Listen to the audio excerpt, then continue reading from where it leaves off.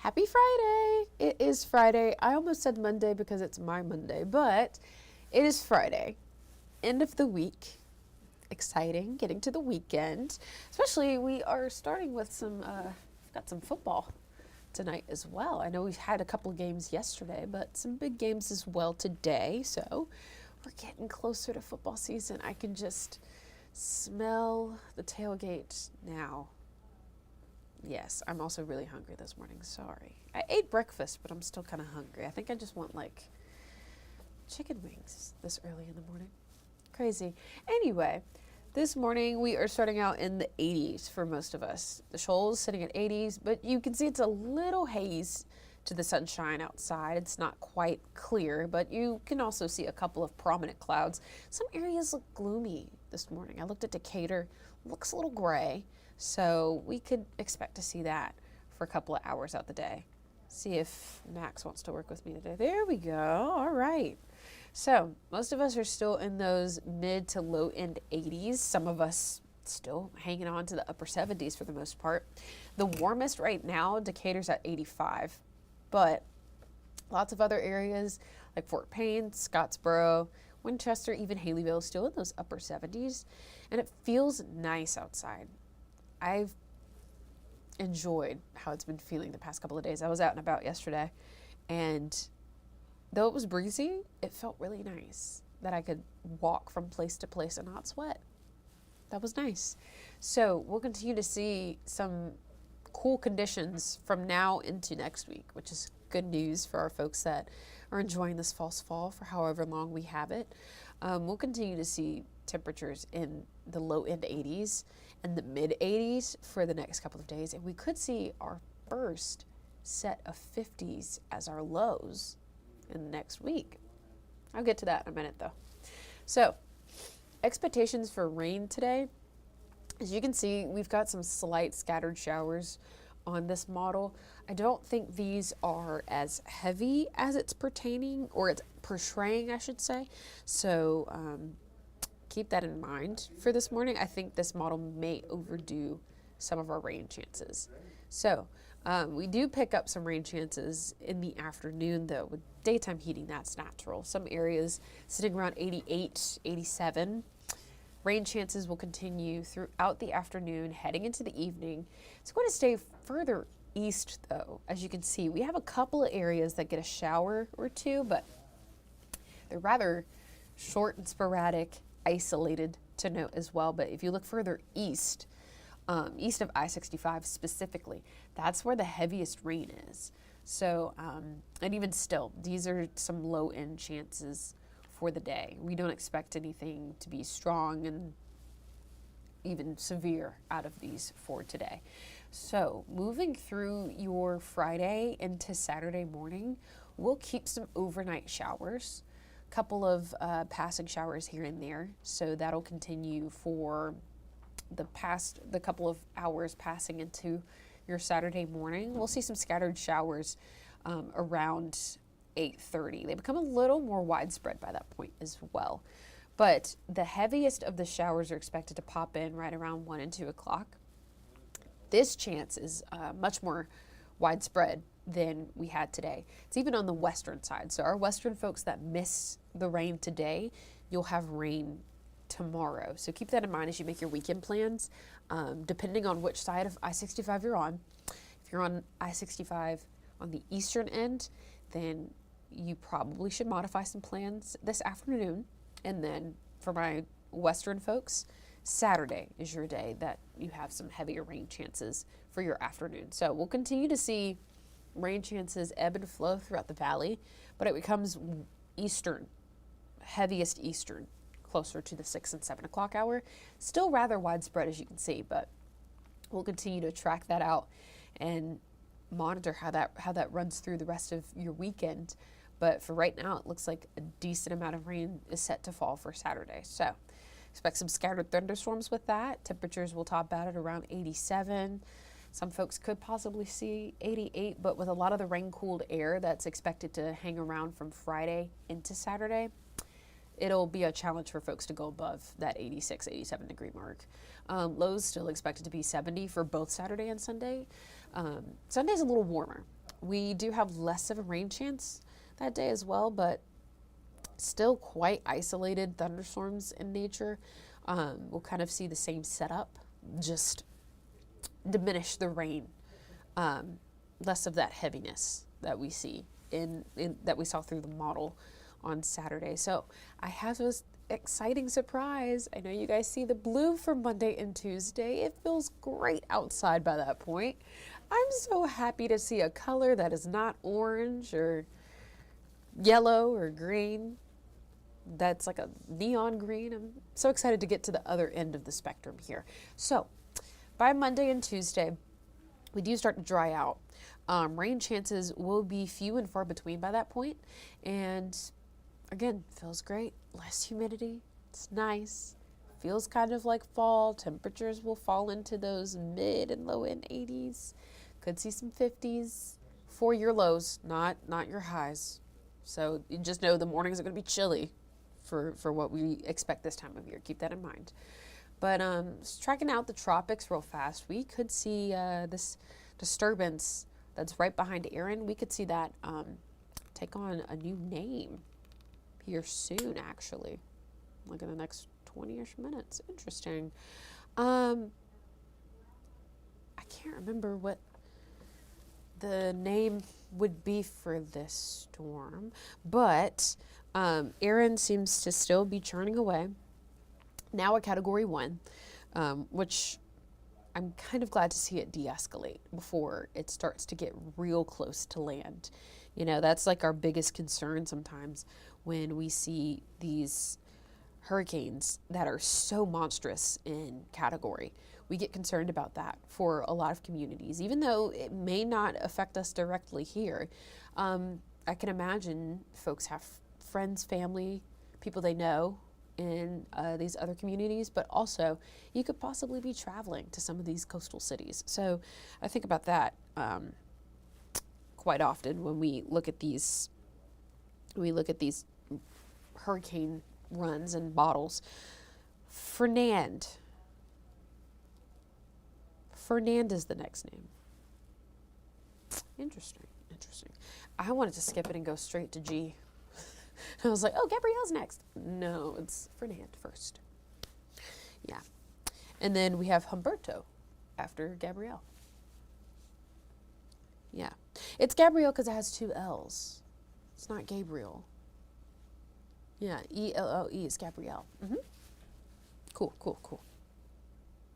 I will say I did like Chantal. I did like that name. That was a nice name.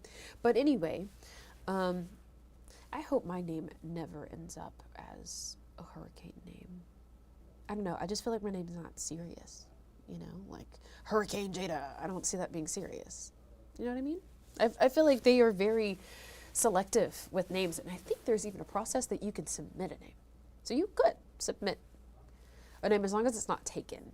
And a lot of times they'll recycle them, but if there's like, I think they retired Helene.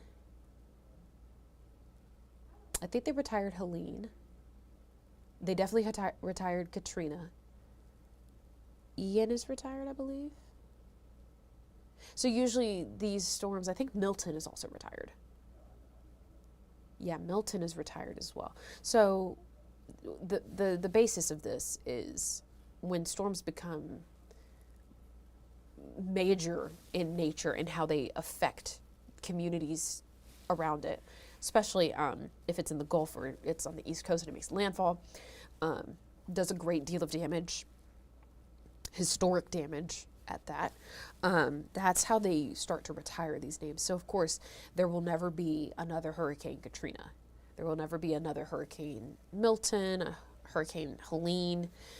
I think Debbie, they didn't retire. And we usually find out what they retire at the end of hurricane season, if I remember correctly. Just really depends. They don't really come up with that process during the hurricane season. So theoretically speaking, if Aaron was a Category 5, back when it was a Category 5 and it made landfall, say, we talked about how monstrous it was. If it made landfall at that level and did a catastrophic amount of damage, then there would not be another Hurricane Erin. It just really depends on how historic the damage is, and that takes a lot of government know-how to figure that part out. But hello, Miss Sarah. Oh no. They had some rain yesterday, and power went out for a few minutes. That does tend to happen. I think we had some strong wind. Was that Wednesday or Thursday? I know Wednesday was kind of crazy because we had severe thunderstorms and stuff going on. But Thursday, I think some areas did have some stronger gusts of wind.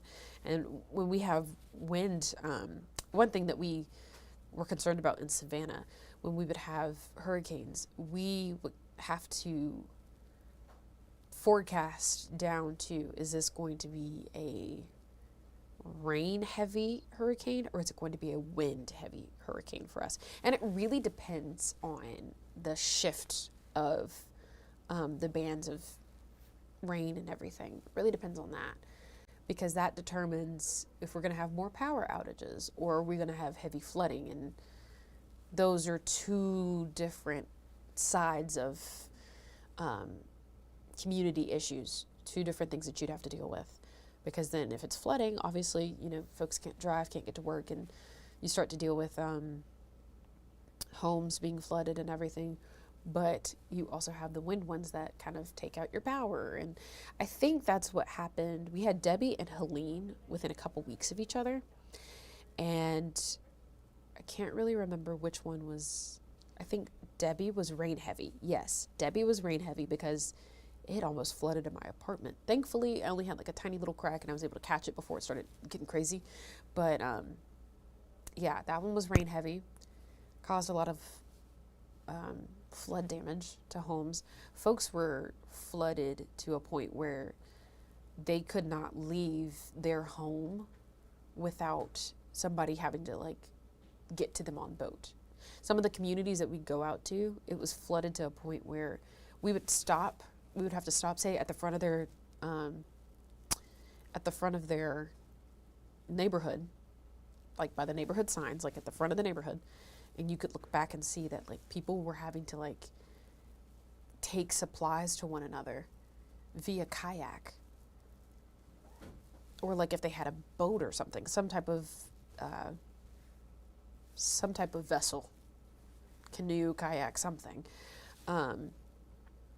It was a really wild time. And then we turned around and had Helene, and Helene was wind heavy and knocked a lot of power out for folks. So you can imagine the people that were still flooded. The flooding lasted for a couple weeks.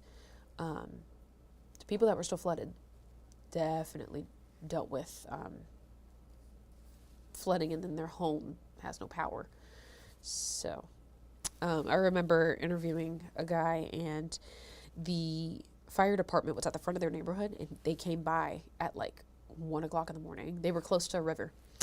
And they came by at like 1 o'clock in the morning. They were like, hey, you guys need to decide if you're going to evacuate or if you're going to stay, because we expect the river to flood around 4 or 5 o'clock in the morning. So naturally, they decided to stay. It flooded, and then we had Helene. That caused a little more flooding, but also no power for lots of our communities. It was scary. It was a scary, scary time. So, yes, Miss Demetria, Sandy and Andrew were retired too. Thank you for jogging my memory.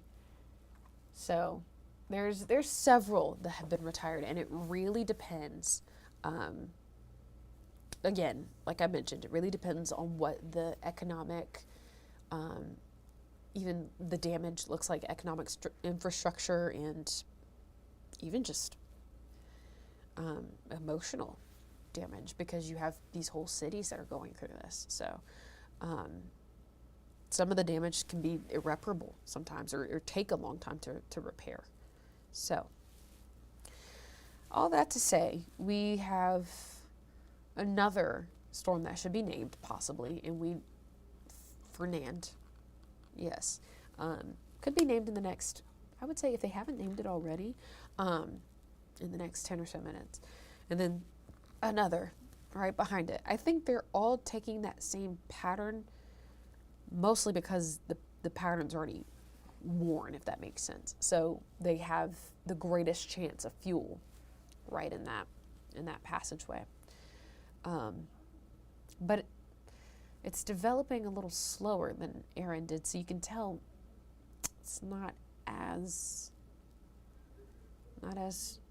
strong behind that, but we'll keep you updated as things change. Back to us here in Huntsville. In Huntsville, Alabama, North Alabama, not anywhere near the Gulf and or East Coast. We're dealing with cooler air mass coming in from a cold front. So cold front's just kind of odd to say in this time of year because it doesn't really make things cold, so to speak. But we are going to deal with some cooler air mass. It's going to take our temperatures from these upper 80s that we'll see throughout the weekend into the low end 80s. Tuesday, 80 here in Huntsville, but some folks that typically fall below our high range there, they're probably going to experience some upper 70s. It's going to be cool. So I would say it's probably good to keep a light jacket, nothing this heavy. I feel like we go over this a lot. This is just because I'm cold in the newsroom. I don't know if y'all can hear, but I'm like a little nasally today because it's chilly. It's chilly. My body is confused. Anyway, rain chances will start to leave the valley right around Sunday. We take it down to about 30%, and then once we get into the following work week, drier conditions, which is good for our students that want to go outside and play and enjoy recess. You can do that comfortably because it'll be some lower 80s by midweek, but we do warm it back up just a tad, getting back into those mid 80s, but we'll stay in those mid to low end 80s for a while here. Seeing our first couple of 50s too, looking at Tuesday and Wednesday. And that's going to be a chilly start to the day. So keep that in mind. This is probably a good opportunity to keep a light jacket nearby. Maybe as you send the students out for school or you get ready for work, keep a light jacket on you. Always good to think about and good to have. Other than that, for my folks that are getting ready for Friday night football, keep it in mind. Rain chances are going to stay rather east. Some light isolated rain is possible for our western communities, but eastern folks, keep an umbrella nearby. Even for my western folks, it wouldn't hurt because these are going to be scattered showers in nature. It wouldn't hurt to keep a poncho or something just in case we might come across a 5-minute shower or storm. Better be safe than sorry, right? At this point, it looks like it's going to be further east, but there's still a possible chance.